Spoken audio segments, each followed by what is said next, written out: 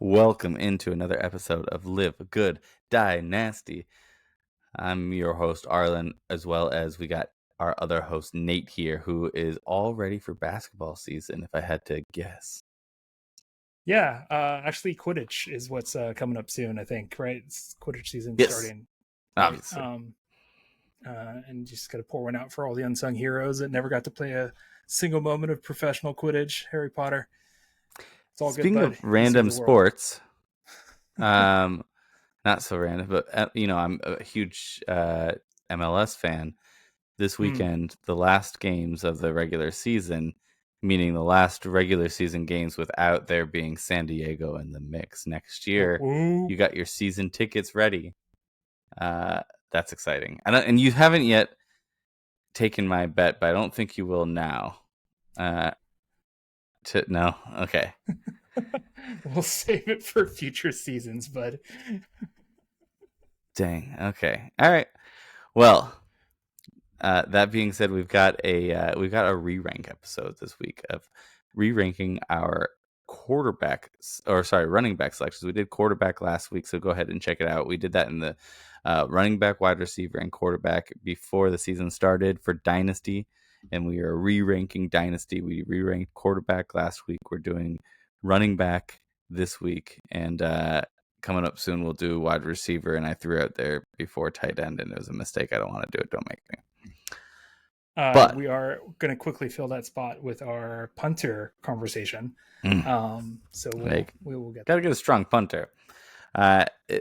We are also steaming ahead. We're at 76 subscribers, maybe more now, because I've realized that we're recording this now 6 days before we post it. So I'm going to say we have 82. Taking away all of the magic. Go check and see if I'm correct while you're listening. I think we have 82 is my guess. Subscribers, but if we can get to 100 by the end of the month, end of October, then you see what's behind this when I shave this, and the deal is that it's probably more for just us, but he grows out his beard for an entire month. So subscribe. The subscribe is the important part, so that we can make him have his holiday pictures look a little funny this year. He's got to grow it out for a whole month. And it'll not look that much different, if we're being honest. He's not selling it well. Other than that, though, we are on Spotify. We are on Apple Podcasts. We are on iHeartRadio and Amazon Podcasts. So jump on there. If you're already listening on there, we're also on YouTube, where we post first on YouTube, and then it hits the others a little bit later. So if you subscribe and put the bell on, you'll get it first on YouTube there. All right. That being said, we're going to jump into our episode. I am going to start it off after a brief word from our intro. I'll start it off with a quick question of the day.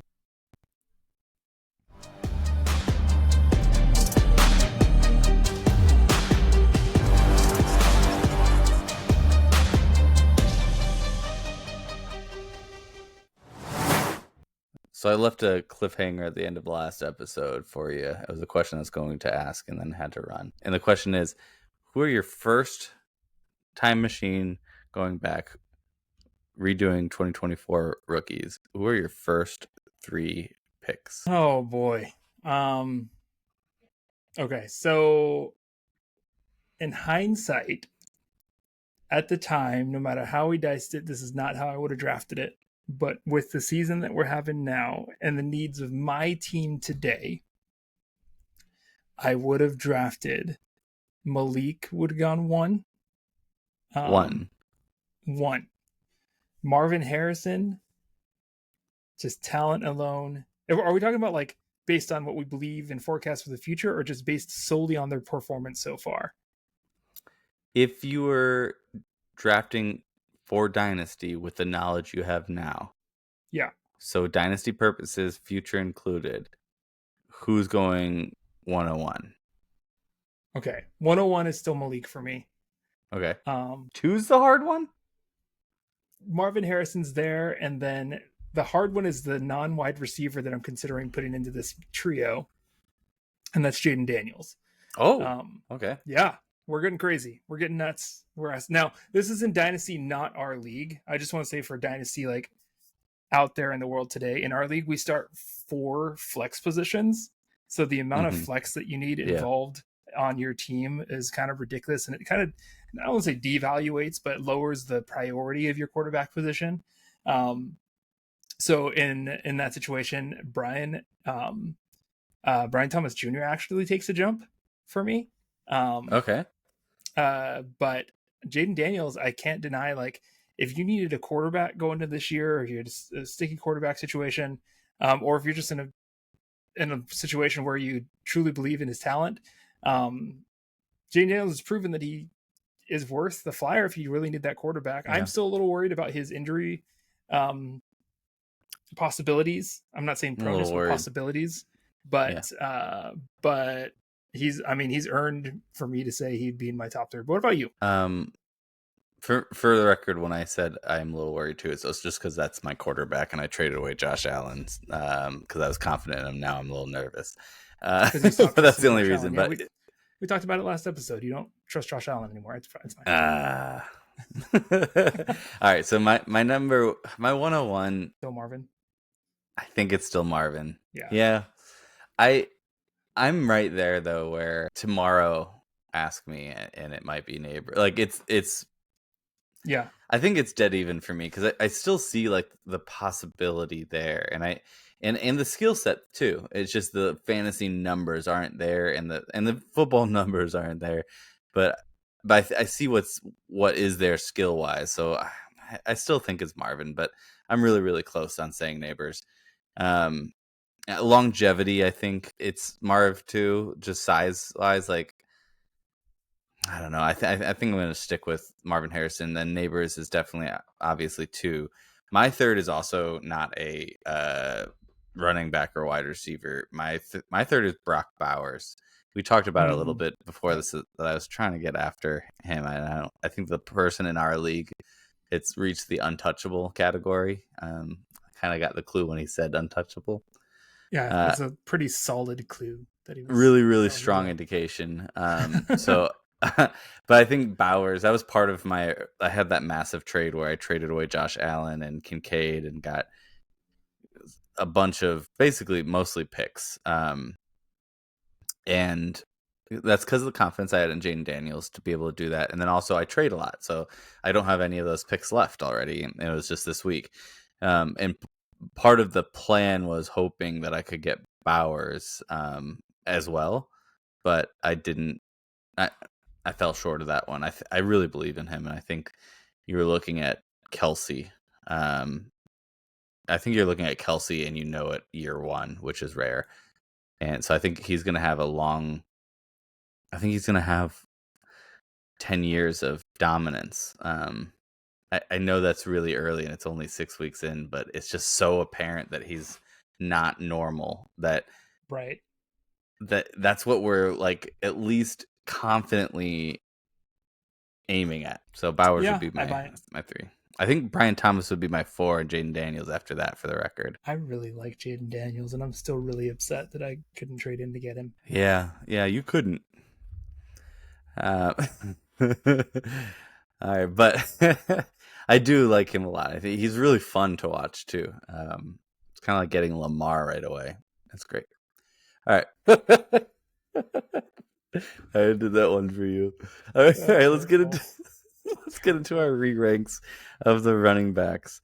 We did quarterbacks already, as I mentioned, and we had a couple movers, a couple people drop off. I feel like my running backs and this is part of the reason why the philosophy for me is always my name is 0RB, because I feel like I can't it's almost like as a reminder for myself, don't put that much importance on running back. Put a lot of importance in season.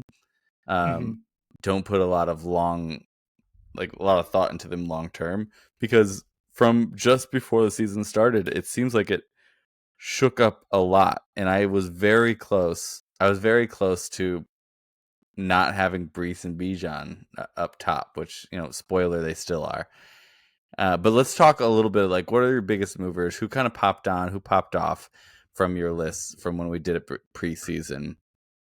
I have one person that dropped off mine that I'll mention because he was my number 10. and he's your number 10 now, and he was not on your list before. So let's kick it off with your number 10 running back, Brooks. Tell me why he popped on.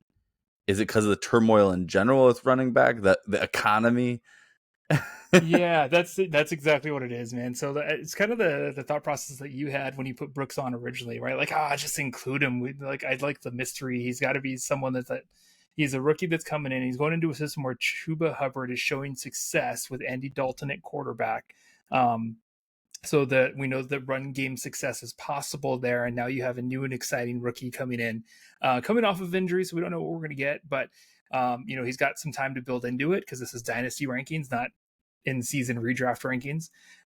So just to have a pick, and because how close and convoluted everything outside of the top 2, maybe 3 are right now, why not include a rookie that can show his way into the top 10? And yeah, I think it's silly. It goes everything against everything I said when we did this the first time of like including someone that has nothing to show for it yet. But hey, YOLO, we'll figure out how it goes. But yeah, so for me, Brooks is made his way as an interest pick. But I will say, as we jump into this top 10 ranking re-rank that we said it at the beginning of the year, and I'll reiterate it now, I am totally reserving my right to readjust these rankings here in a few 100%. weeks as this economy continues to readjust.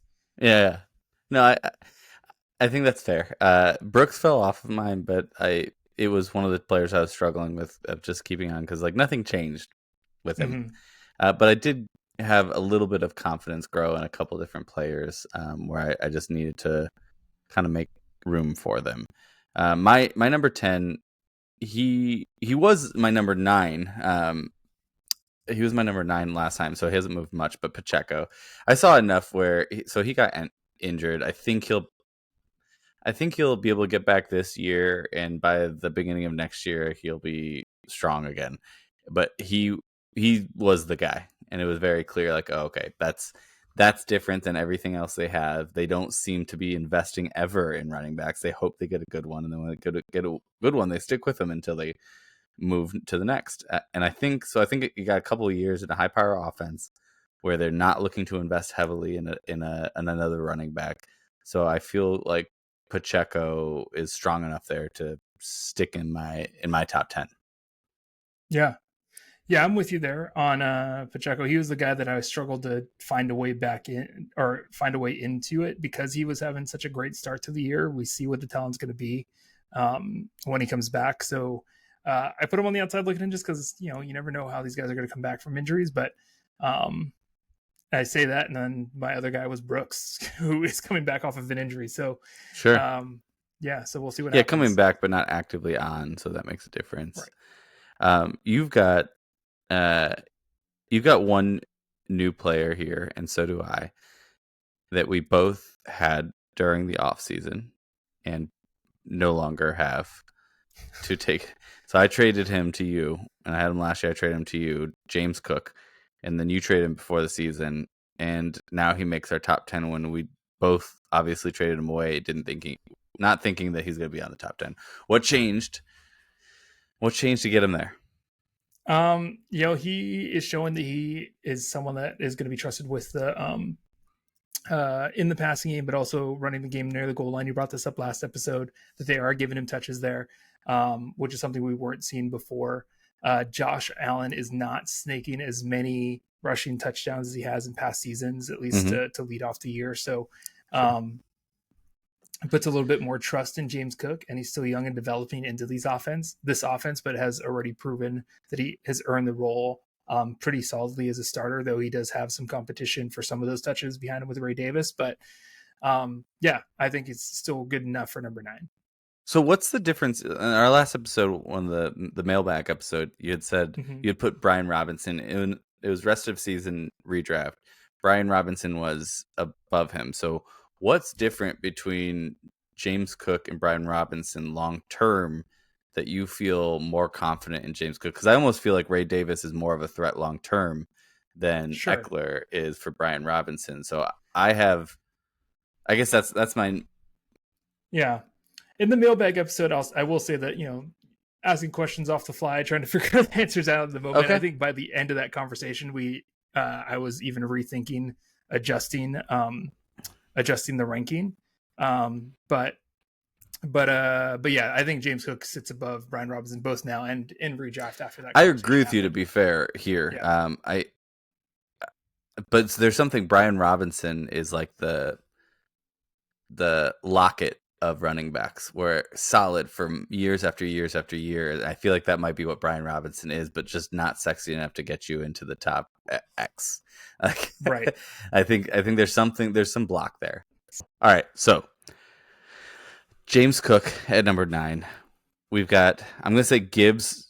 I don't think Gibbs dropped down for me as much. The Montgomery, that's who I have at 8 in the Montgomery extension. Mm-hmm. It sounded right. Montgomery almost made my top 10 too, honestly.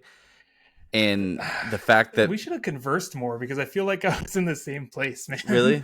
Like, I felt really silly. Like, I think that's what this point of this podcast is. We converse. So for us to talk through it. No, okay, yeah. That makes sense. Why are we doing? Let's just make all this stuff up as we go. Get all this planning stuff. Yeah, but I think Montgomery is like really close, and the fact that he's really close is no dig on Gibbs, but that's why he moved from my number 3 to my number 8, which is part of it is I have more confidence in some other players now, so I didn't drop a ton of confidence in Gibbs, but there's that for longer now, and he's gonna have just less of those, like, that dominance. We were hoping that he would kind of hit that next level of like taking over a backfield, like that was a possibility, right.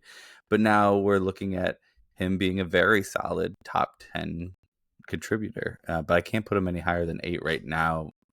I've got to see a little bit more of how it shakes up for the rest of the year. But last year it was fruitful, but it's just going to be there now, and there's no next step that you're hoping for. Yeah, it's hard because in every game this year, Gibbs is winning still in snap percentage. He's winning still in rushing attempts, and obviously winning still in, you would think, heavily in targets. Though there was a couple games where he just didn't get any targets, apparently. Mm-hmm. But all of the touchdown equity, or most of the touchdown equity or opportunity, is going to Montgomery. It's kind of how you see it shaking out. But you also have Jameson Williams being able to contribute now. So you've got so many mouths to feed there, where it's such a high power. I mean, that it's got to be the best offense in the league when it comes to skill position players. Sure, yeah. That's incredible. Absolutely. What they have there. And how are you going to, when your own position, you have another great player, how are you going to hit the top tier? I feel like this you can take a moment and readjust your rankings if you'd like. I feel like you're on my side right now on this, and we're talking through it, and you want to move them down a little bit from where you put them. So spoiler alert, I have them all the way up at 4 because I just didn't, just because of the skill set there. Did you just feel like you had to?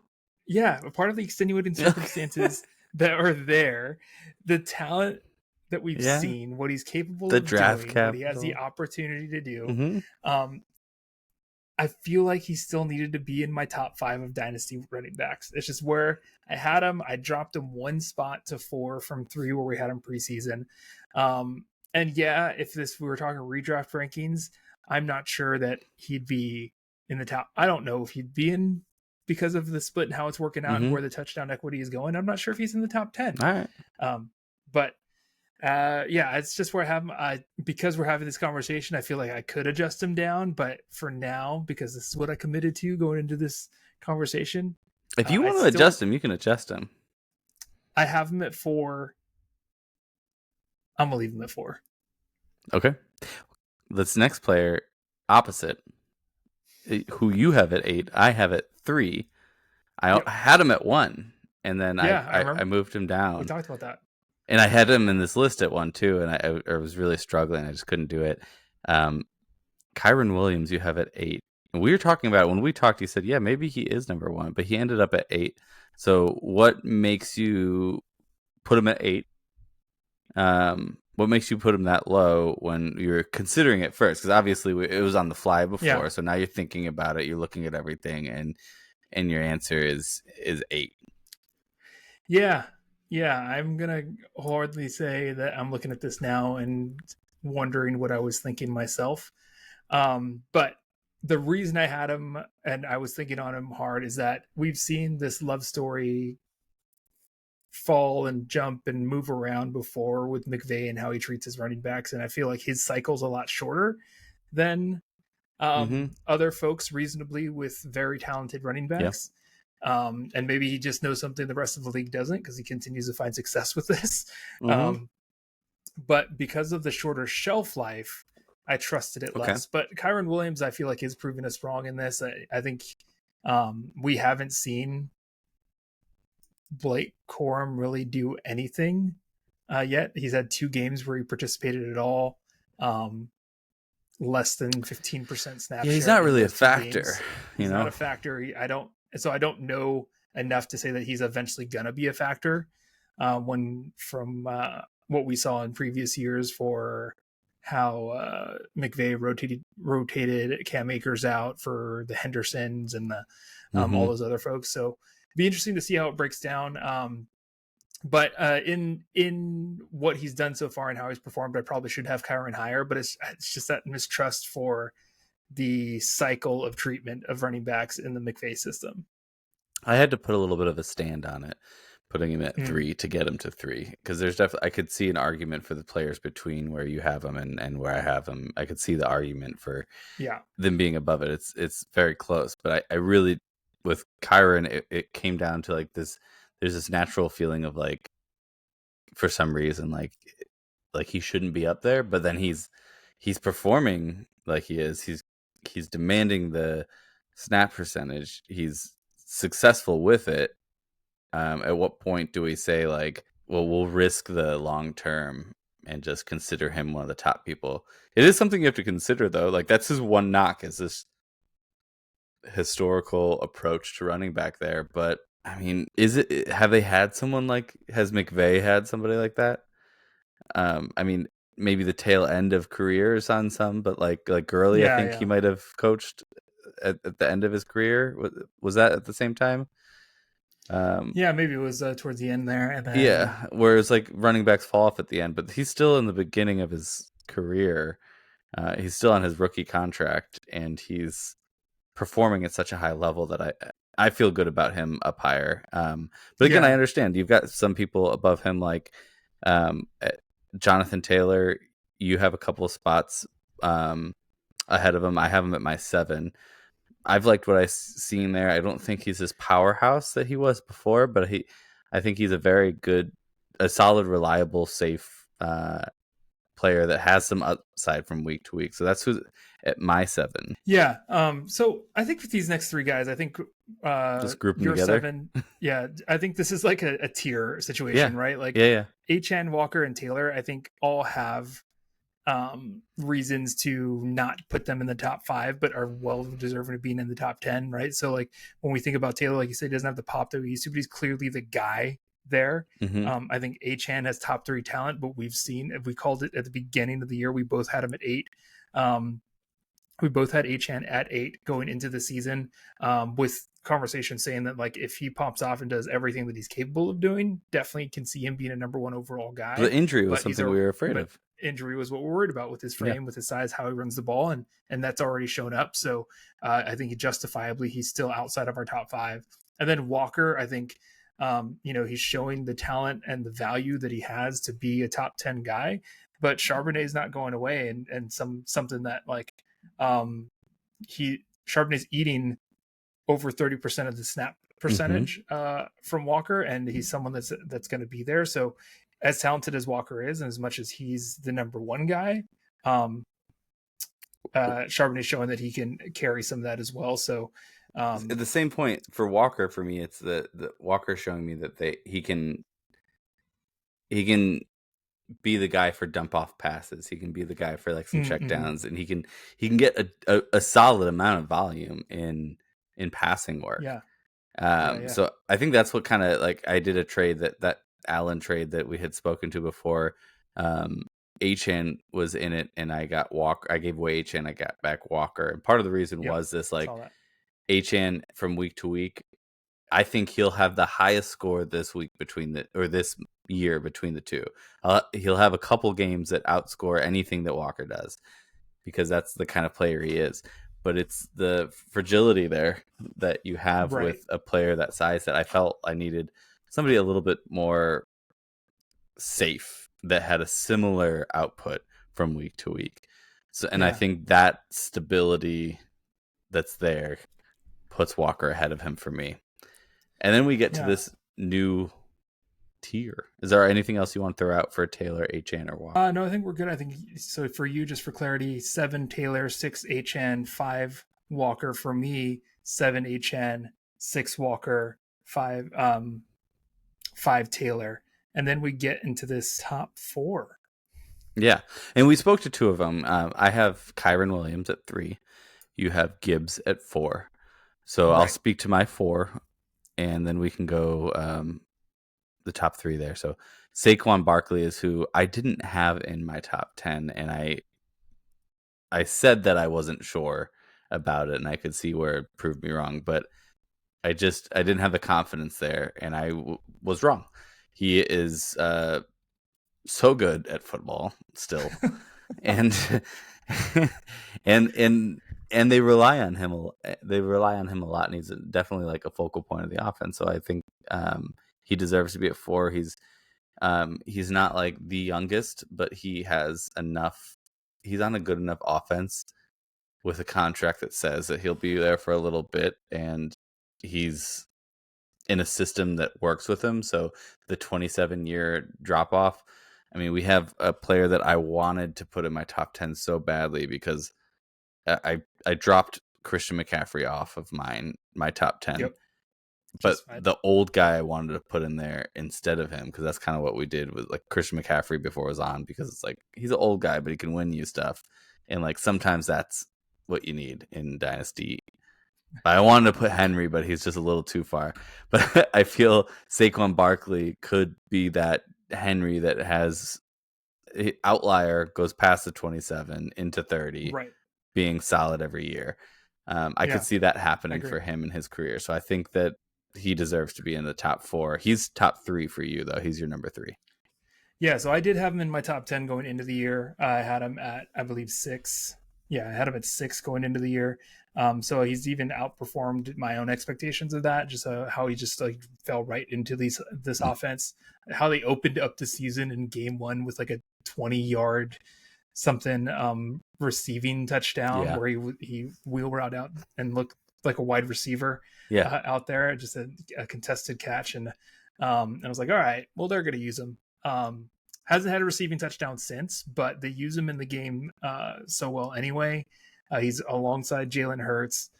He's in a phenomenal offense with a lot of weapons that will take some of the attention off of him. And he's just watching him play. He's just dang good at football. So there's no doubt that he should be up there. And surprising that he made it all the way to the top 3 for me as I looked at this, but I couldn't see what would keep him out, honestly. So our top 2 doesn't seem like it changed for either one of us. I don't know if this is the same for you, but it's the same. This is the reason for me that hasn't changed. So we differ. It is same 2 players in opposite orders. I have Breece at 2. You have Bijan. I have Bijan at 1. You have Breece at 1. Mm-hmm. I don't know what it is, because I was teetering way more on this one than in preseason, where I really want to put Breece ahead, but I kept going back and forth. And what it came down to for me was, if I can't make a decision between the 2, that means that my mind has not been changed. Like my opinion has not been changed. So I have to stick with what I originally had. So it's just not enough to switch it yet. But I am getting closer to having Breece ahead. I don't know if it's because of the sexy rookie appeal, or there's like more that's possible because there's a little unknown because he's still new.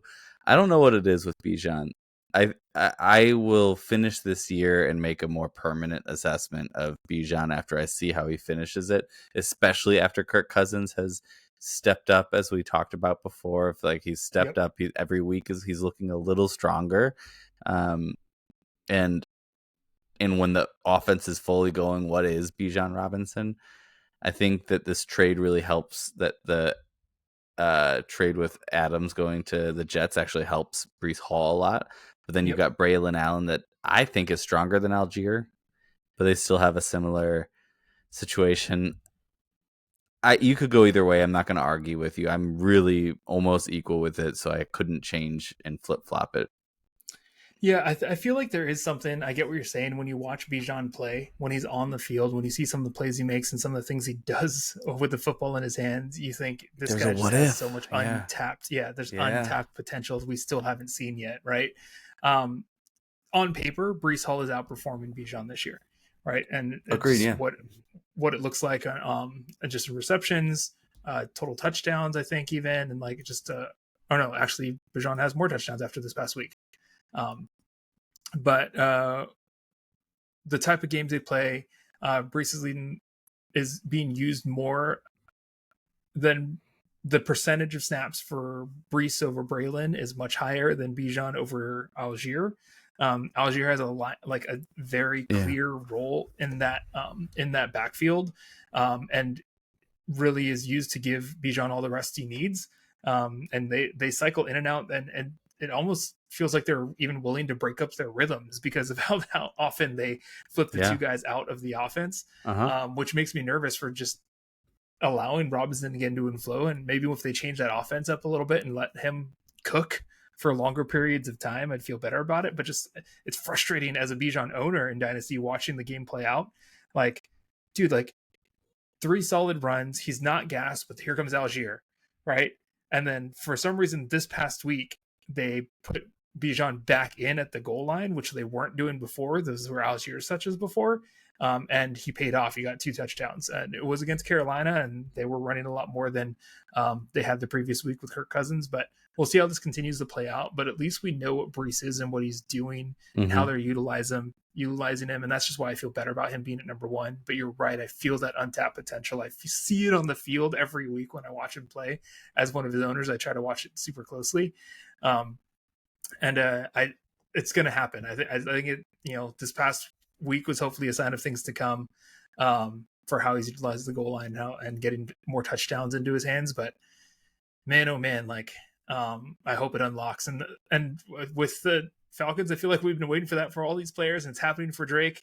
And we can see some light at the end of the tunnel for Pitts, so maybe it's coming for Bijan too. I hope so, because I have him in redraft, so it's in dynasty purposes where it really matters in terms of like him actually hitting that next level. I still want, I don't want you to succeed at all in dynasty, and you have him, and I still want Bijan to blow the roof off, and that's how much I want him to succeed. No, but it's fun to have a fun player in the league, and in fantasy football, like and in football, I guess. But no, it's fun to watch somebody that's fun to watch, and there's so much there that would just somebody watching, not even playing them. Like, it'd be cool to have that added element there. We have like a lot of the guys that we have right now that are, I guess, the guys are like Jonathan Taylor kind of slowed down on like the excitement levels. Kyren Williams isn't exciting. Achane is exciting when he's there, but there's always a question. Walker isn't exciting to me. Pacheco is not exciting. All these guys that we mentioned in this whole thing, Barkley is part of the old school. So like he's part of the last wave, so I don't even consider it. But the new wave of running backs, it's not.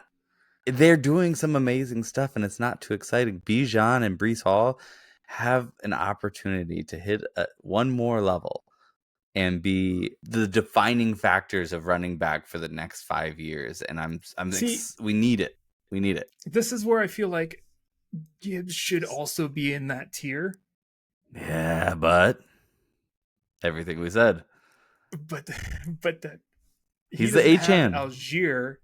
He doesn't have Algier. He has David freaking Montgomery. And so like, so it's who's better than Algier? Like he's still in that same, obviously.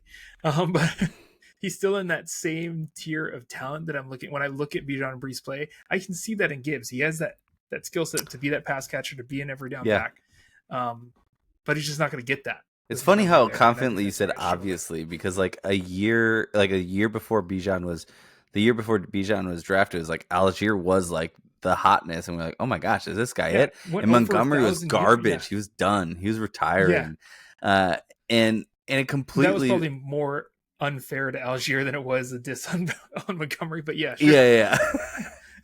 Yeah, like I mean, they're solid. But yeah, it's not. There's nothing that's exciting but those two players to me. Barkley is exciting, but of the new wave of players, it's Bijan and Breece who are the exciting ones to watch and have. And I want them to become a Nabers and not remain an Olave or Garrett Wilson. Japan. All right, so quick before we end this piece, I want to ask, because one I want to call out of, was it a mistake? We dropped off McCaffrey, Brooks I dropped off. So you dropped off McCaffrey and then ETN, and I dropped off ETN from our top 10. Is it too soon to say that for ETN? Is that unfair? Yeah, I guess that's a fair thing to call out.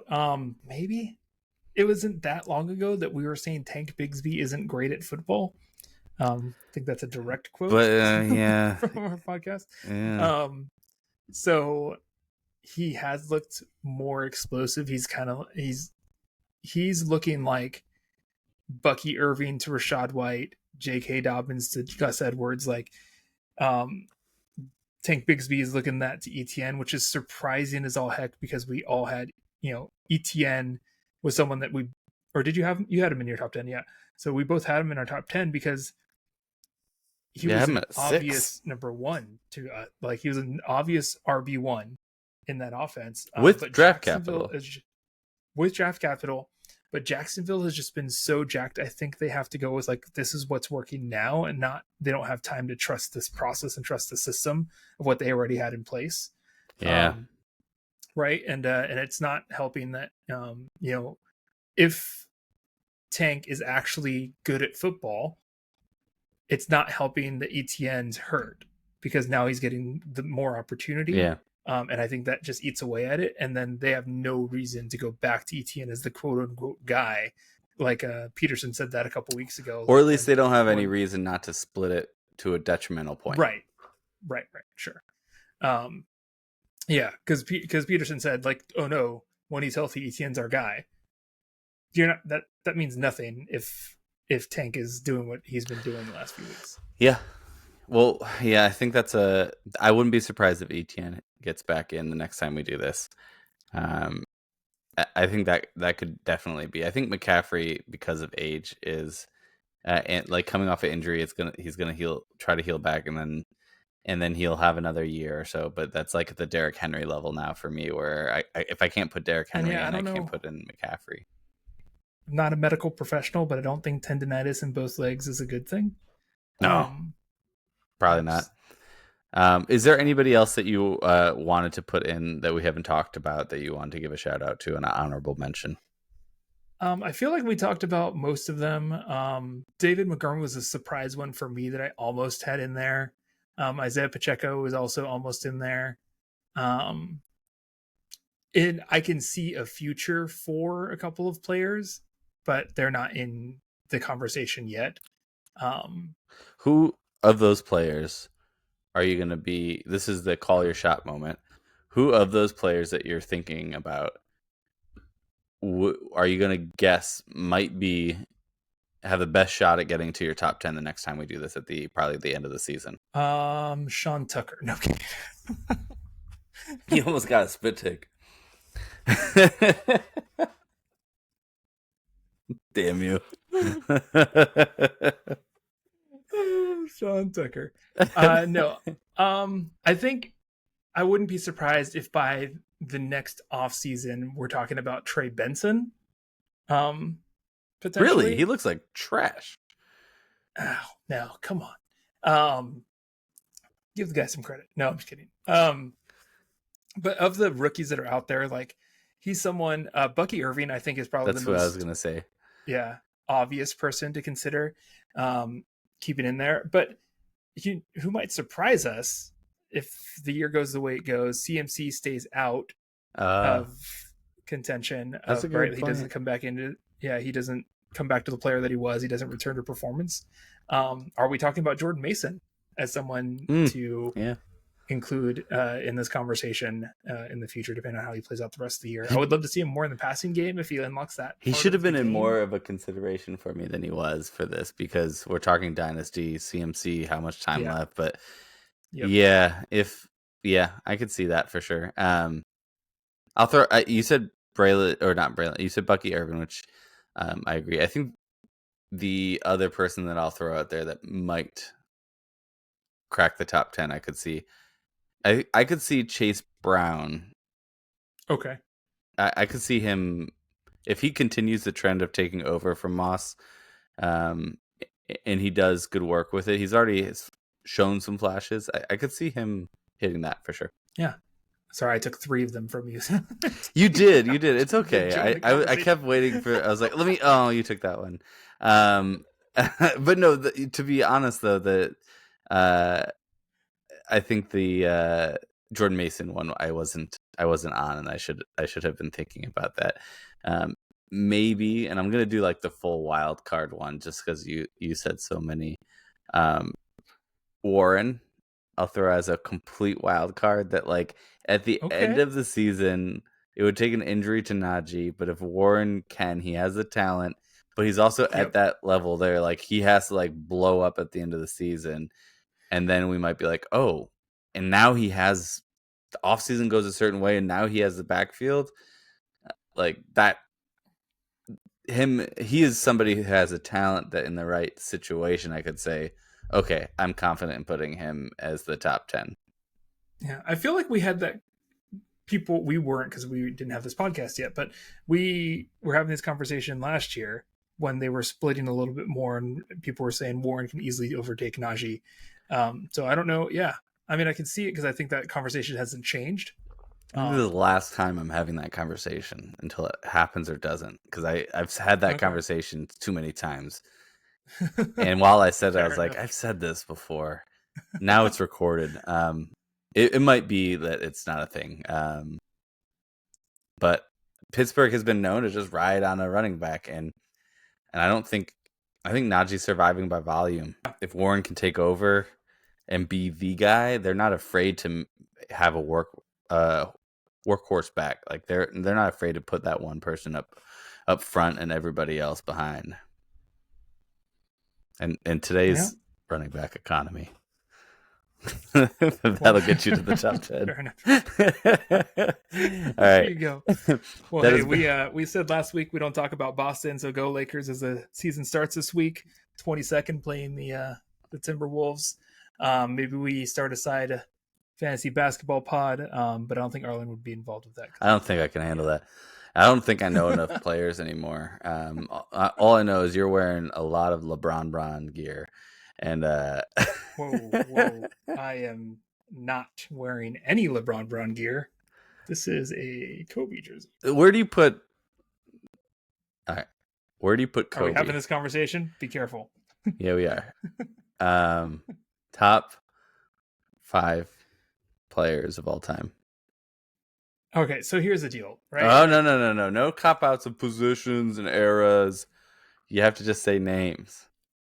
Okay, so what is the question? Is the question, who would I want? I don't think you can ask the greatest player of all time question without considering those things. But if you're asking me, like, who would I want with a ball in their hands, 10 seconds on the clock, or are you asking me who would I trust? Well, the clock, 10 seconds of the clock only matters if the player got you to the point where it matters. Okay. Like, clutch is not everything. It is huge, but it's not. You have to be in a place where clutch matters. Okay. So this conversation's recorded, and I don't want to get busted on this, but Kobe is undeniably a top 5 player of all time. So if you're asking me where he ranks in there, like, there's too many outside variables where I can't. He's not number 1 overall. He's not the number 1 guy. Yeah. And if you're asking me to put a basketball team together, I would even argue that there other players, if I had to put 5 people on there may be a. If I have Jordan on that team, I don't know that I also want Kobe on that team. And if I were to pick between Jordan and Kobe based on Aaron when they played, I think Jordan is the better answer. So is he top 5 all time? Yes. But was he the best teammate and person to have on your squad all the time for the entirety of his career? Probably not. I think there was like portions of his career where you're like that he's definitely someone you want on your team. But he's the best closer I think that ever existed. I think he understood the game better than and understood how to get better at the game than anyone that's ever played the game. His work ethic, his drive to just expect more out of the people around him made him the better just basketball personality and player over everybody else. But yeah, you can argue for sure GOAT conversations that Jordan was the better GOAT option, and then I'll even give you that LeBron is probably the better all-around basketball player. Yeah, I had an argument with my buddy who hates LeBron. We had this horrible, it ruined our friendship for a couple of years because it was the Warriors versus Cavs, and he's a massive Warriors fan. I ended up texting him like 6 months ago or so, and I was like, hey, I got to compromise. Bron is the boat, and Jordan is the GOAT. And so Bron's the best of all time, and Jordan is the greatest of all time. So that's where he was like, I can get down with that. All right, so yeah, it's because there's this it factor that is like with Jordan that is undeniable that Bron doesn't have. There's a fear that other teams have that makes him the greatest, and Kobe had that too. Yeah, Bron doesn't have Kobe and Jordan, it to that same yeah point, but he has the conversation for me. Yeah, the conversation for me has always been Jordan or Kobe, but you can't deny what LeBron has done. Mm-hmm. Right? Like he's been better longer than both of them. Right? Like he's had the longer, more sustainable, enduring career, making the most impact everywhere he's gone, despite who he's had around him. I'll throw out. I don't. Go ahead. I was like, I don't know how we turned this into a basketball. No, I was just feel. I mean, you're all in basketball gear, and I'm wearing a basketball hat because this is the Brownies' nickname for Cleveland is the land that took on. So, basketball gear is on. And we figured we end this one with that. My top 5, without scooting around and trying to not give non-answers here, is mine is LeBron, Jordan, Curry, Kobe, Shaq. So your greatest of all time is like 95 and later. Yeah, I'm gonna put it all. Yeah, I wanted to throw Luka in there too. So that's a completely different conversation.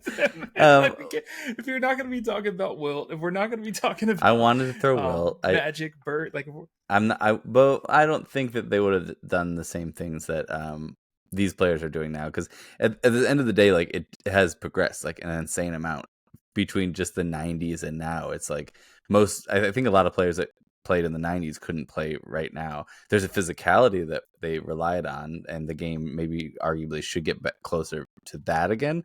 But there's also just like in technology and how you prepare your body and prepare for games, it's changed. And I think there's only one player that I can think of from the past era that can jump all the way to now and be as dominant, and it's Jordan. And I guess now, since I'm old, it's Shaq too, is probably one of those people that are considered as the past era that I feel like could transcend into this game and any game and be dominant. So that's why those older guys are in there, and then everybody else. Kobe had the it factor. Curry is the best shooter of all time, and LeBron he's the best all-around player and the best longevity of any player of all time. So I feel like he's got to be in there too. Among others, I think Magic wants to have a conversation with you, but and that's fair. I think there's like such an argument for so many players there, but I had to say mine without dancing around it. I just wanted to sound more confident than you. As the lesser of the two in basketball fandom. And it's that utter confidence that shows me that you're less of a basketball fan than 100%. Because there's so many factors. There is, but at some point you can argue about the factors, or you can say the answer. Yeah, and I think that's where we would need room for a 45-minute pod. I'll give you a top 5, but I have to explain why they're my top 5 before I can give it to you. So not at the last question when we thought we were done. Okay, yeah, that's fair. Exactly. All right, brother man. Well, wide receiver is next for our top 10 re-ranking for Dynasty. We're probably going to have another mailbag next week, but there'll be a couple other pieces. Let us know if there's something that you want to see. We did some waivers in the previous weeks. We didn't do it this week. Let us know if that was a mistake in the comments below, and we can address that. But we were trying out swapping out for starts of the week instead of the waiver wire. Let us know what you want to hear. All right, y'all. It's been real. Nate, absolutely. It's been real. Looking forward to punters. Peace. Oh, God.